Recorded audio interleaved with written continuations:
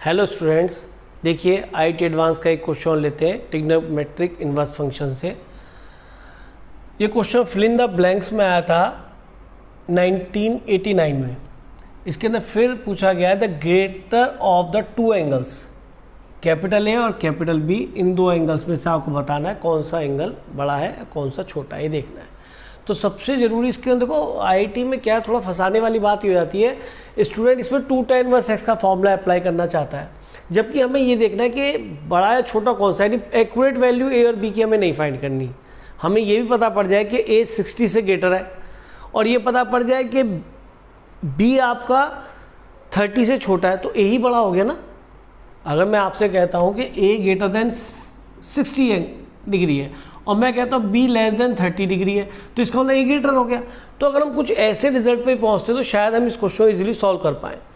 तो इसी थॉट को साथ में लेके बेटा मैं क्वेश्चन ट्राई कर रहा हूँ, क्योंकि मैं नहीं जानता कि ये वैल्यू एक्चुअल में क्या बनेगी। और अगर मैं 2tan इनवर्स x का फॉर्मूला अप्लाई किया तो डेफिनेटली फॉर्मूला इतना बेकार सा रिजल्ट बनाएगा जिससे कि आपको प्रॉब्लम होने वाली है और वो वैल्यू भी हम कभी बता नहीं सकेंगे। फिर इसमें आइए, ये वैल्यू भी कुछ ऐसी दे दी sin इनवर्स 1/3, ये भी हम नहीं जानते। तो यानी कि हम इसके नेबरहुड पे 1/3 के नेबरहुड पे इस आर्ग्यूमेंट में देखेंगे sin इनवर्स हमारा क्या एंगल लेके पहुंच सकता है। इस तरह से हम यहाँ पे भी ये चेक करेंगे 3/5 पे कितना पहुंच सकता है। तो सबसे पहले हम इसके अंदर a को सॉल्व करते हैं और इसके अंदर हमारा आर्ग्यूमेंट है 2√2 - 1। तो हम ये देख लेते हैं वैल्यू क्या बनती है, 2 × 1.414। तो दिख रहा है कि ये जो है वैल्यू अप्रॉक्सीमेट है, लेकिन हाँ 2√2 की वैल्यू के इक्वल ही आ जाएगी। तो ये वैल्यू इतनी बनती है और ये अप्रॉक्सीमेटली हो गई 1.828। अब ये देखिए कि जो हमें एक्चुअल वैल्यूज नोन है, कोई भी जैसे 1/2 पता होती है, और 10 में हमें क्या वैल्यू पता होती है, 0 है, हमें 1 है, 1/√3 इन्वर्स में आएगा तो हमें पता होगा, √3 इन्वर्स में आएगा तो हमें नोन होंगी ये वैल्यूज़। अगर ये tan इनवर्स के अंदर आर्ग्यूमेंट में आती है तो ये वैल्यूज़ हमें नोन होंगी। तो हम यहाँ पे देखें तो हमें एक चीज़ मिलती है कि ये √3 जो है 1.732 बनता है और ये वैल्यू इसके नेबरहुड में है, तो मैंने इसको 1.732 से आगे लिख लिया। यानी मुझे एक नॉलेज मिल गई कि ये जो अंदर आर्ग्यूमेंट बन रहा है 2tan इनवर्स x 2√2 - 1 जो बन रहा है, ये वैल्यू √3 से तो ग्रेटर है। तो मैं इसी का एडवांटेज ले रहा हूँ बेटा यहाँ पर, और इसको मैं दोबारा से 2√2 - 1 और इसको √3 ही लिख रहा हूँ, मुझे मिल गया। Taking tan inverse both the side. देखिए हमने √3 किस तरह से यूज़ कर लिया, क्योंकि मुझे इसकी वैल्यू नोन है। ये बन गया आपका π/3 और यहाँ पे 2 और मल्टीप्लाई करना पड़ेगा ये फाइंड करने के लिए। हमने 2 से और मल्टीप्लाई कर देते हैं अगले स्टेप में।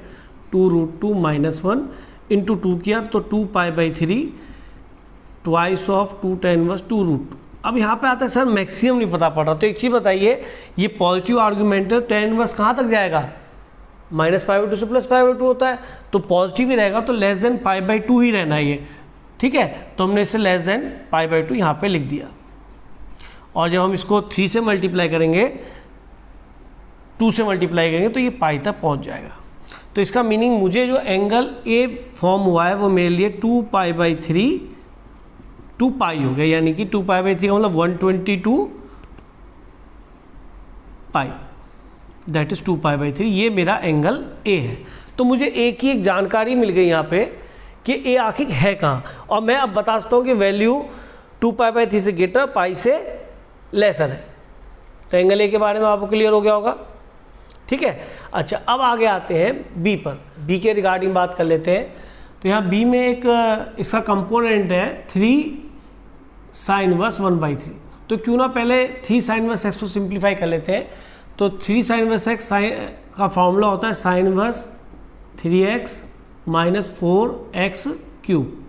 तो ये सिंप्लीफाई होने के बाद 1 - 4/27, दैट इज sin इनवर्स 23/27। एक हमारे पास पर्टिकुलर एंगल बन गया और इसको अगर आप सिंप्लीफाई करेंगे तो अप्रॉक्सीमेटली ये वैल्यू मिलने वाली है 0.851, लगभग डिवाइड करके देख लीजिएगा। तो इस तरीके से मैंने कुछ चेक कर लिया कि वैल्यू आखिर बनने क्या वाली है जो sin इनवर्स का आर्गूमेंट बनेगा। तो मैं यहाँ पे पहले चेक करता हूँ 0.851 मेरा कहाँ तक पहुँचने वाला है। तो आप ये देखिए जो √3/2 वैल्यूज़ यही आती है हमारी साइन में। एक तो 0 मिलता है हमें, एक 1/2 मिलता है, 1/√2 मिलता है, √3/2 मिलता है और एक 1 मिलता है। तो हमें देखना है कि हमारे किस आर्गुमेंट के आसपास ये वैल्यू बननी है ताकि हम एंगल का रेंज फाइंड कर सकें इजीली। तो आप ये देखिए जो 1/√2 होता है 0.71 होता है, किस तरह ये तो छोटा हो जाएगा, इससे लेस हो जाएगा। और √3/2 आप 1.732 लिख के 2 से डिवाइड कर लीजिए तो 0.866 के अप्रॉक्सीमेट आ जाएगा। तो बहुत बढ़िया आपको दोनों वैल्यूज़ मिल चुकी हैं कि ये 0.851 तो 0.7071 से ग्रेटर है और इससे लेसर हो जाएगी। तो इसका मीनिंग मुझे पता पड़ गया, ये वैल्यू 1.7071 से ग्रेटर है और लेस देन 0.866 है। और ये अब मैं दोबारा से उस तरह से लिखना चाह रहा हूँ कि ये तो मिल गया मेरा इसके रेस्पेक्ट में, तो वैल्यू आ गई 23/27, ठीक है जी। और ये मैं 1/√2 लिखूँगा, एक्चुअल ये अप्रॉक्सीमेट है, और √3/2 मैं यहाँ पे लिखने वाला हूँ। अब टेकिंग साइन इनवर्स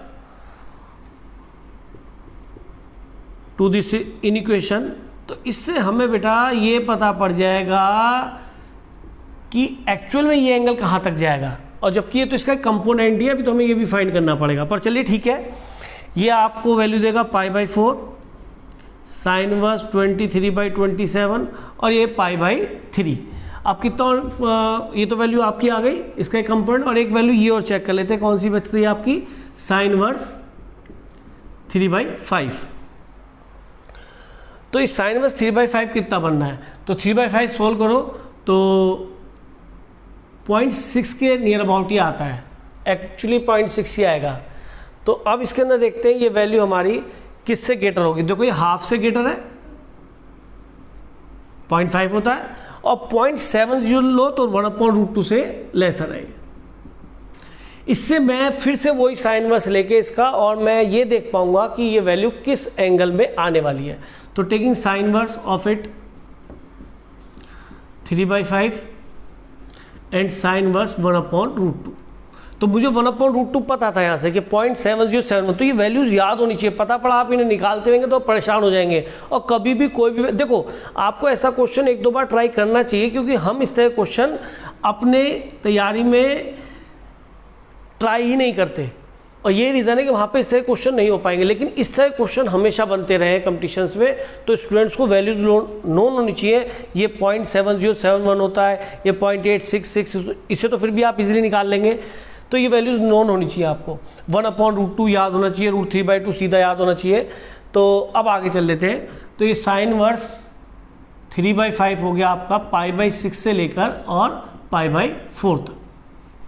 अब इन दोनों को हम ऐड कर लेते हैं। ये वैल्यू हमारी किसकी है, 3 साइन इनवर्स 1/3 कितना बनता है आपका, लिख लूँ यहाँ पे, sine inverse 3 sine inverse 1/3 π/4 to pi, क्योंकि इसके करस्पॉन्डिंग वैल्यू थी, यहाँ पे सॉल्व किया था मैंने। तो दोनों वैल्यूज आ चुकी है, बी पूरा आपका कवर अप हो जाएगा। इन दोनों को ऐड कर देते हैं तो बी की वैल्यू बनेगी,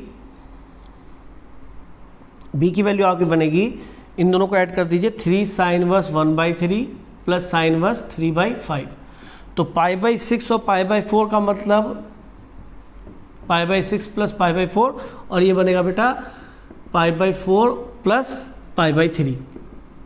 तो चलो हमें तो वैल्यू से मतलब है, बी ये हो गया, ये हमारा 45 और 30 कितना हो गया बेटा, ये 75 डिग्री के आसपास पहुंचता है ये, और ये कितना 45 और 60, तो ये 105 डिग्री के आसपास पहुंचता है। तो हमें एक आइडिया हो गया, बी हमारा ये बनने वाला है। अब हम ए और चेक कर लेते हैं। बी हमारा 75 से 105 तक आया, और ए हमारा एंगल पहले से नोन है हमें, कितना था बेटा, ये था 122 180 डिग्री। तो श्योर है, दिख ही रहा है, ए 120 से 180 के बीच में आता है, और बी आपका 75 से 105 आता है। Definitely angle A greater than आपका बी हो गया। तो यही आपका रिजल्ट है। Hence question is solved. Thank you.